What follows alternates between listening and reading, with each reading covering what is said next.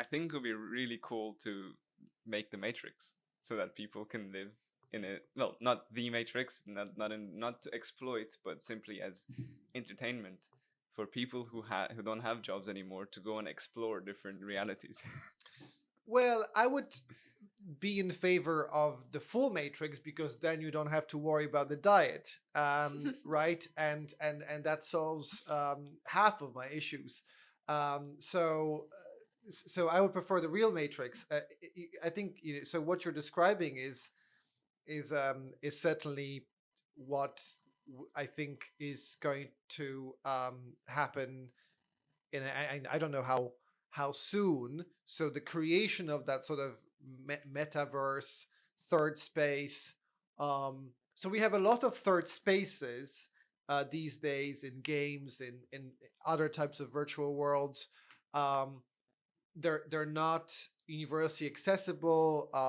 The costs of access is usually high because it requires still the VR headsets obviously going down in price, but still for most people not really. Uh, and there isn't really anything that would allow us to participate on some kind of platform agnostic or sort of place that combines everything, right? So I think there is an episode of Futurama that I think I've seen at some point because very similar, where they kind of get transported and basically it's a sort of the metaverse is basically almost like a high street, a street, and basically every if you want to go to a program that's sort of represented by a specific shop, right? And you could imagine that you're in that there is a kind of a metaverse, and then if you want to go into the World of Warcraft kind of world, then there is a gate for that, right? Or something like this. um but I think there is probably still a big leap in terms of adoption, and there's a big leap from what we're seeing now, which is that there are some marketplaces, some platforms which allow you to um, to buy and sell assets in different virtual spaces. Um, but they're just intermediaries. They don't actually create a kind of a joint experience or communal public space, which I think that would require, right, for someone to do. Well, my goal for when I happen to make this, whenever that would be, is that it has to be so realistic that you won't be able to tell while you're in it. So you're probably Neuralink is the answer here.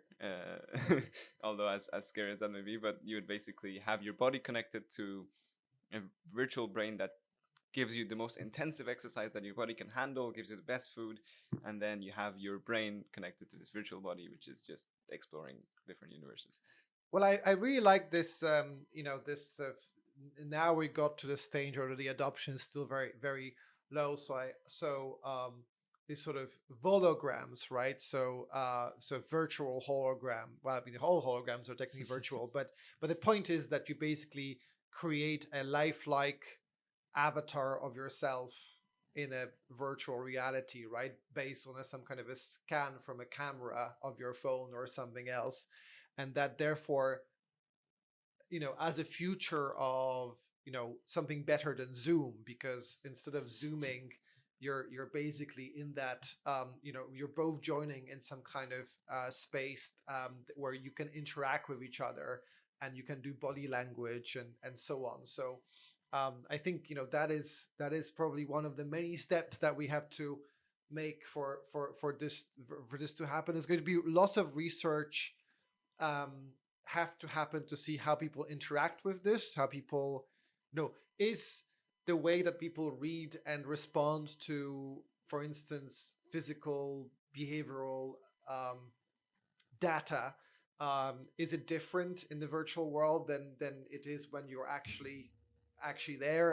And how do you improve those experiences? I think this is the kind of data now there's going to be coming through from these platforms and for these experiences, and hopefully that will kind of make your dream possible at some point. I mean, honestly, at this point, for example, there was this game, Red Dead Redemption 2. I don't know if you've heard of it. It's set in 1899, so it's like Wild West kind. It's like it's a western, right? But I played that game for 2 weeks straight for 10 hours a day when I was 16, And when I got out the house after the 10th day, I felt like this is not the this is like a fake world, and I need to get back to reality, which was the game.